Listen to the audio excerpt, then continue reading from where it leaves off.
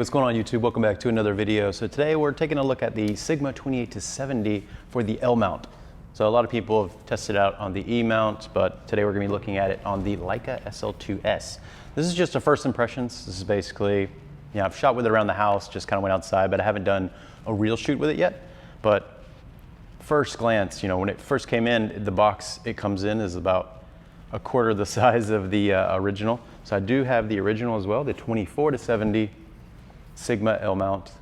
Been using this one for a while.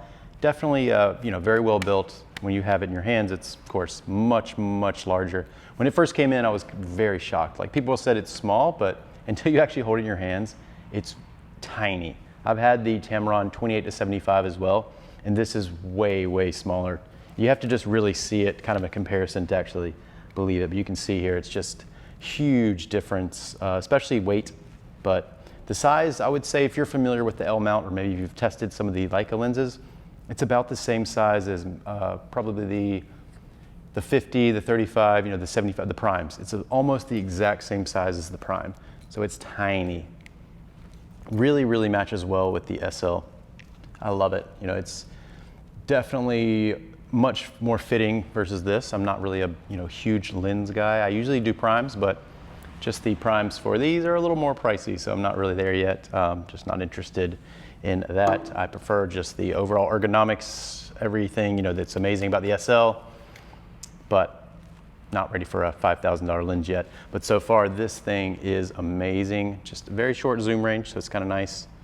Doesn't, the barrel doesn't extend out very much. It's very smooth. So when you're turning it, you can turn it with one finger, but it has the perfect amount of resistance where it's not clinking all over the place. It's just very smooth. The focus ring, again, so smooth. It's the exact same, pretty much both ways. You really can tell a nice smooth focusing.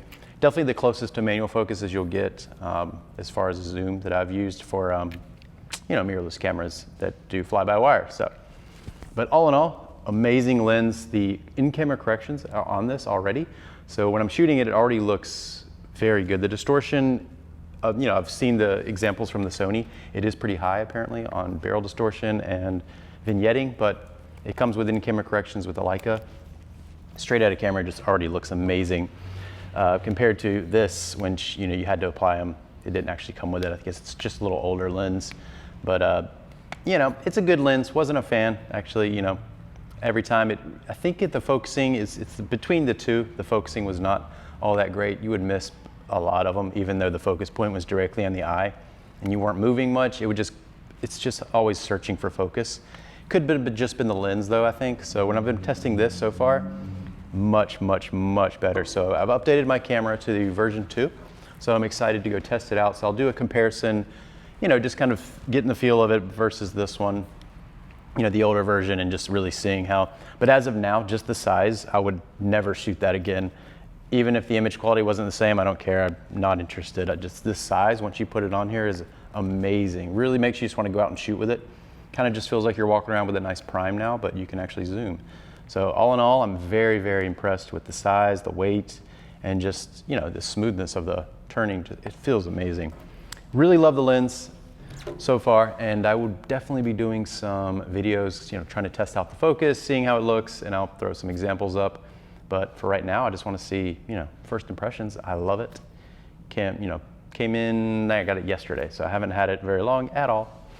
And I'm really just looking forward to testing it out. So if you're interested in the L mount, this is a great lens now. You can acquire $900, really a good deal. So you can grab an SL1 for probably $2,000, maybe less sometimes, but maybe a little more. You can get one of these. You're under $3,000. You can have an SL with a lens and get into the at least get into the L mount system and maybe upgrade down the road, but as long as you're in the system, it just kind of helps. It's just nice to be in it. So all in all, I really love the lens, and we'll definitely be doing some testing, just kind of more size comparison. Sometimes when I'm seeing videos, I just want to see the size. Just a massive difference, especially in weight. Huge difference in weight. And then the size here.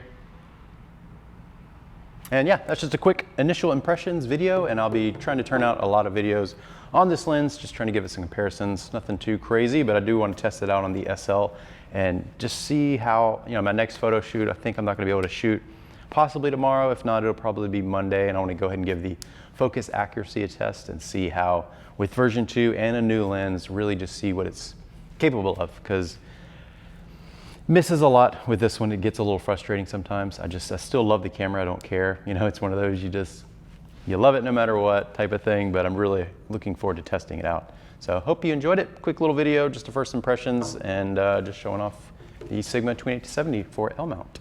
So enjoy. See you in the next video.